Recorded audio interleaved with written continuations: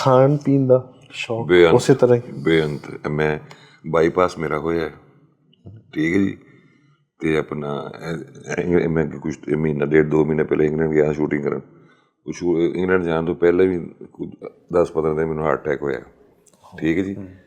ਲੇਕਿਨ ਉਹ ਮੇਰੇ ਘਰਦਿਆਂ ਨੂੰ ਪੁੱਛ ਲਓ, ਹਾਲੇ ਵੀ ਨਿਆਰੀਆਂ ਚੱਲ ਰਹੀਆਂ ਨੇ, ਠੀਕ ਹੈ ਜੀ। ਅਤੇ ਉਹ ਹਰ ਜਿਹੜੀ ਚੀਜ਼ ਬਣਾ ਉਹ ਹੀ ਖਾਂਦਾ ਮੈਂ। ਉਹ ਰਹਿ ਹੀ ਨਹੀਂ ਸਕਦਾ ਬੰਦਾ, ਉਹ ਮੂੰਹ ਲਾਗੇ ਹੁੰਦੇ ਟੇਸਟ, ਉਸ ਤੋਂ ਬਾਅਦ ਮਜ਼ਾ ਹੀ ਨਹੀਂ ਆਉਂਦਾ।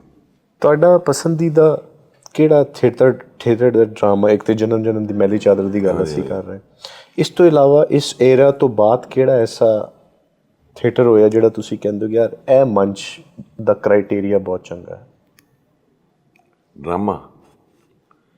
ਡਰਾਮੇ ਦੇਖੋ ਜੀ, ਅਸਲ 'ਚ ਨਾ ਉਹ ਸੁਹੇਲ ਸਾਹਿਬ ਦੇ ਦੌਰ ਦੇ ਡਰਾਮੇ ਜਿਹੜੇ ਨੇ ਜੀ ਉਹ ਬੜੇ ਅੱਛੇ ਸਨ। ਉਸ ਤੋਂ ਪਹਿਲੇ ਇਰਫਾਨ ਖੂਸਰ ਸਾਹਿਬ, ਕਵੀ ਖਾਨ ਸਾਹਿਬ ਵਾਲੇ ਜਿਹਨੇ, ਇਹਨਾਂ ਦੇ ਡਰਾਮੇ ਬੇਸਿਕਲੀ ਨਾ ਇਹ ਕੁਛ ਚੀਜ਼ਾਂ ਨੇ। ਮਿਸਾਲ ਦੇ ਤੌਰ 'ਤੇ ਤੁਸੀਂ ਇੱਕ ਕੋਈ ਪ੍ਰੋਗਰਾਮ ਕਰ ਰਹੇ ਹੋ, ਉਹਦਾ ਮਕਸਦ ਕੀ ਹੈ? ਉਹਦਾ ਮਕਸਦ ਇਹ ਕਿ ਮੈਂ ਕੋਈ ਮੈਸੇਜ ਕਨਵੇ ਕਰਨਾ ਚਾਹ ਰਿਹਾ ਪਬਲਿਕ ਨੂੰ, ਠੀਕ ਹੈ ਨਾ ਜੀ। ਇਹ ਸੁਸਾਇਟੀ ਨੂੰ ਇੱਕ ਮੈਸੇਜ ਕਨਵੇ ਕਰਨਾ ਹੈ, ਉਹਦੇ ਉਸ ਚੀਜ਼ ਦੇ ਥਰੂ ਜੋ ਵੀ ਤੁਸੀਂ ਕਰ ਰਹੇ ਹੋ, ਕੋਈ ਡਰਾਮਾ ਕਰ ਰਹੇ ਹੋ ਜਾਂ ਤੁਸੀਂ ਕੋਈ ਸਪੀਚ ਕਰ ਰਹੇ ਹੋ ਜਾਂ ਤੁਸੀਂ ਕੋਈ ਮੁਜ਼ਾਕਰਾਤ ਕਰ ਰਹੇ ਹੋ। ਅਤੇ ਹੁਣ ਸਾਡਾ ਕੋਈ ਮਕਸਦ ਨਹੀਂ ਹੁੰਦਾ, ਹੁਣ ਸਾਡੇ ਡਰਾਮੇ ਦਾ ਮਕਸਦ ਸਿਰਫ ਐਂਟਰਟੇਨ ਕਰਨਾ ਹੁੰਦਾ ਹੈ। ਨਾ ਉਹਦੇ 'ਚ ਕੋਈ ਮੈਸੇਜ ਹੁੰਦਾ ਹੈ, ਨਾ ਅਸੀਂ ਉਹਨੂੰ ਬੋਦਰ ਕਰਨੇ ਆ ਕਿ ਵੀ ਮੈਸੇਜ ਦੇਣਾ ਹੈ। ਸਾਨੂੰ ਉਸ ਚੀਜ਼ ਦੀ ਪਬਲਿਕ ਮੰਗਦੀ ਹੀ ਨਹੀਂ, ਉਹ ਪਬਲਿਕ ਦੀ ਡਿਮਾਂਡ। ਮੈਂ ਦੱਸਿਆ ਹੁਣ ਮਿਸਾਲ ਦਿੱਤੀ ਕ੍ਰਿਕਟ ਦੀ ਕਿ T20 ਜਿਹੜੀ ਕ੍ਰਿਕਟ ਹੁਣ ਟੈਸਟ 'ਤੇ ਅੱਜ ਮੁੱਕਿਆ ਹੈ, ਅਤੇ ਉਹ ਜ਼ਬਰਦਸਤੀ ਜਿਹੜੇ ਨੇ ਉੱਥੇ ਸਕੂਲਾਂ ਦੇ ਬੱਚੇ ਬਾਣੇ ਪੈਂਦੇ ਨੇ ਸਟੇਡੀਅਮ 'ਚ ਕਿ ਬਈ ਖਾਲੀ ਨਾ ਲੱਗੇ, ਕਿ ਬਿਸਤੀ ਨਾ ਹੋਵੇ ਕਿ ਖਾਲੀ ਸਟੇਡੀਅਮ 'ਚ ਮੈਚ ਖੇਡਣ ਦੇ, ਠੀਕ ਨਾ ਜੀ। ਉਹ ਜ਼ਬਰਦਸਤੀ ਸਕੂਲਾਂ ਦੇ ਮੁੰਡੇ, ਕਾਲਜ ਦੀ ਕੁੜੀਆਂ, ਜੇ ਉਹ, ਵਰਨਾ ਕੋਈ ਨਹੀਂ ਜਾਂਦਾ ਵੇਖਣ। ਅਤੇ T20 ਮੈਚ ਤੁਸੀਂ ਕਰਾ ਲਓ ਅਤੇ ਭਰ ਜਾਏਗਾ।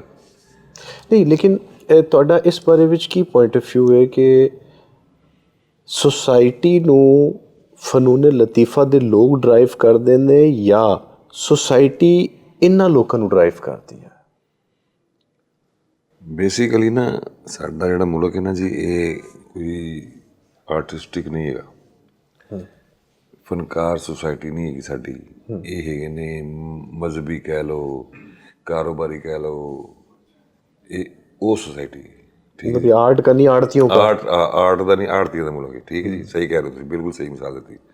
ਬਾਕੀ ਜਿਹੜੇ ਦੁਨੀਆ ਦੇ ਮੁਲਕ ਨਾ, ਉੱਥੇ ਇਹ ਜਿਹੜੇ ਤੁਸੀਂ ਕਹਿ ਰਹੇ ਹੋ ਨਾ ਕਿ ਡਰਾਈਵ ਕਰੋ, ਇਹ ਉੱਥੇ ਫਨਕਾਰ ਕਰ ਸਕਦੇ ਨੇ, ਇੱਥੇ ਨਹੀਂ ਕਰ ਸਕਦੇ ਕਿਉਂਕਿ ਐਕਨੋਲੇਜ ਨਹੀਂ ਹੁੰਦੇ। ਨਹੀਂ, ਇੱਥੇ ਉਹ ਸਾਡੀ ਸਾਨੂੰ ਉਹ ਚੰਗੇ ਹੀ ਨਹੀਂ ਲੱਗਦੇ, ਸਾਡੇ ਨਾਲ ਜਾਂ ਤੁਹਾਨੂੰ ਸੀਰੀਅਸ ਨਹੀਂ ਲੈਂਦੇ। ਹਾਂ, ਸਾਡੀ ਉਹ ਰੈਪੂਟੇਸ਼ਨ ਹੀ ਨਹੀਂ ਹੋ ਗਈ, ਠੀਕ ਹੈ। ਯਾਨੀ ਉਹ ਸਾਨੂੰ ਉਸ ਚੀਜ਼ ਉਹਨਾਂ ਮੈਂ ਜਿਹੜਾ ਡਾਂਸ ਕਰ ਰਿਹਾ ਉਹਨੂੰ ਤੁਹਾਨੂੰ ਪਤਾ ਹੀ ਉਹਦੇ ਬਾਰੇ ਕੀ ਕਹਿਣਗੇ। ਜਿਹੜਾ ਕਾਮੇਡੀ ਕਰ ਰਿਹਾ ਉਹਨੂੰ ਕਹਿਣਗੇ ਮਰਾਸੀ, ਜਿਹੜਾ ਡਾਂਸ ਕਰ ਰਿਹਾ ਉਹਨੂੰ ਕਹਿਣਗੇ ਫਲਾਣਾ ਹੈ, ਅਤੇ ਠੀਕ ਹੈ। ਸੋ ਸਾਡੀ ਉਹ ਸੁਸਾਇਟੀ ਆਰਟ ਲਵਰ ਨਹੀਂ, ਇਸ ਲਈ ਇੱਥੇ ਤੁਸੀਂ ਦੇਖੋ ਨਾ, ਜਿੰਨਾ ਟੈਲੀਵਿਜ਼ਨ ਤੁਸੀਂ ਰਾਤ ਨੂੰ ਦੇਖੋ, ਆਪਣਾ 100-150 ਚੈਨਲ ਹੈ, ਇੱਥੇ ਕੌਣ ਹਿੱਟ ਇਹਨਾਂ ਚੈਨਲਾਂ ਦੇ? ਇੱਥੇ ਚੈਨਲਾਂ ਦੇ ਹਿੱਟ ਨੇ ਇਹ ਜਿਹੜੇ ਐਂਕਰ ਨੇ। ਹੁਣ ਉਹਨਾਂ ਦਾ ਕੋਈ ਤਲਕ ਹੈ ਹਿੱਟ ਹੋਣ ਨਾਲ? ਯਾਨੀ ਕਿ ਕੋਈ ਗੱਲ ਹੈ ਕੋਈ, ਉਹ ਕਿਉਂ ਹਿੱਟ ਨੇ? ਉਹਨਾਂ 'ਤੇ ਹੋਣੇ ਨਹੀਂ ਚਾਹੀਦੇ। ਉਹ 'ਤੇ ਜਿਵੇਂ ਕੀ ਕਹਿੰਦੇ ਨੇ, ਬ੍ਰਿਜ ਹੈਗੇ ਨੇ ਉੱਤੇ, ਨਹੀਂ ਯਾਨੀ ਕਿ ਉਹ ਨਾਈਆਂ ਵਾਲਾ ਰੋਲ ਕਰ ਰਹੇ ਨੇ ਕਿ ਉਹਦਾ ਪੈਗਾਮ ਉਹਨੂੰ ਦੇਣਾ, ਅਤੇ ਉਹਦਾ ਖਬਰਾਂ ਪੜ੍ਹਨ ਵਾਲੇ ਬੰਦੇ ਹਿੱਟ ਨੇ ਸਾਡੇ ਮੁਲਕ 'ਚ। ਆਮਦ ਮੀਰ ਕਹਿ ਲਓ, ਤੁਸੀਂ ਫਲਾਣਾ ਕਹਿ ਲਓ, ਅਤੇ ਇਹਨਾਂ ਲੋਕਾਂ ਦਾ ਕੀ ਤਲਕ ਸ਼ੋਅ ਬਿਜ਼ਨਸ ਨਾਲ? ਅਤੇ ਉਹ ਜੋ ਕਿ ਸਾਨੂੰ ਲੋਕ ਪਸੰਦ ਕਰਨਾ ਨਹੀਂ ਚਾਹੁੰਦੇ, ਪਸੰਦ ਕਰਦੇ ਨੇ ਲੇਕਿਨ ਉਹ ਸ਼ੋਅ ਨਹੀਂ ਕਰਨਾ ਚਾਹੁੰਦੇ। ਉਸ ਕਮੀ ਨੂੰ ਪੂਰਾ ਕਰਨ ਲਈ ਇਹ ਲੋਕ ਕਰੋੜਾਂ ਰੁਪਈਏ ਲੈਣ ਡਏ ਨੇ ਅਤੇ ਪ੍ਰਾਈਮ ਟਾਈਮ 'ਤੇ ਚੱਲਣ ਡਏ ਨੇ। ਅਤੇ ਇਹ ਤਾਂ ਜਸਟ ਇੱਕ ਖਬਰ ਮੁਖਬਰ ਨੇ, ਜਿਵੇਂ ਥਾਣੇ ਵਾਲੇ ਮੁਖਬਰ ਨਹੀਂ ਰੱਖੇ ਹੁੰਦੇ ਕਿ ਬਈ 10 ਮਹੱਲੇ ਦੀ ਗੱਲਾਂ ਦੱਸ ਆ ਗਏ। ਇਹ ਤਾਂ ਉਹ ਮੁਖਬਰ ਟਾਈਪ ਲੋਕ ਨੇ ਸਾਰੇ, ਮੀਰ ਆਮਦ ਮੀਰ ਅਤੇ ਮੁਜੀਬਰ ਸ਼ਾਮੀ ਸਾਹਿਬ ਅਤੇ ਕਾਮਰਾਨ ਖਾਨ, ਇਹ ਵਿਚਾਰੇ ਇਹ ਹਿੱਟ ਨੇ, ਠੀਕ ਹੈ ਨਾ ਜੀ। ਅਤੇ ਉਹ ਕਿਉਂ ਇਹ ਸਾਨੂੰ ਨਹੀਂ ਮੰਨਣਾ ਚਾਹੁੰਦੇ, ਕਰਦੇ ਹੈ ਨੇ, ਠੀਕ, ਲੇਕਿਨ ਉਹਨੂੰ ਯਾਨੀ ਕਿ ਉਹਨੂੰ ਐਕਸੈਪਟ ਨਹੀਂ ਕਰਨਾ ਚਾਹੁੰਦੇ। ਉਹ ਮੁਖਬਰ ਹਿੱਟ ਨੇ ਸਾਰੇ, ਜਿਹਨੇ ਝੂਠ ਬੋਲੀ ਜਾਂਦੇ ਨੇ ਉੱਤੇ ਬਹਿ ਕੇ ਚੈਨਲ 'ਤੇ ਪੈਸੇ ਵੀ ਲਈ ਜਾ ਰਹੇ ਨੇ। ਤੁਸੀਂ ਇਹਨਾਂ ਤਨਖਾਹਾਂ ਤੁਸੀਂ ਸੁਣੀਆਂ ਹੋਣਗੀਆਂ, ਹੈਰਾਨਕੁਨ ਹੱਦ ਤੱਕ। ਇੱਥੇ ਉਨੀ ਟਾਮ ਕਰੂਜ਼ ਨਹੀਂ ਜਿੰਨੀ ਇੱਥੇ ਆਮਦ ਮੀਰ ਲੈਣ ਡਿਆ।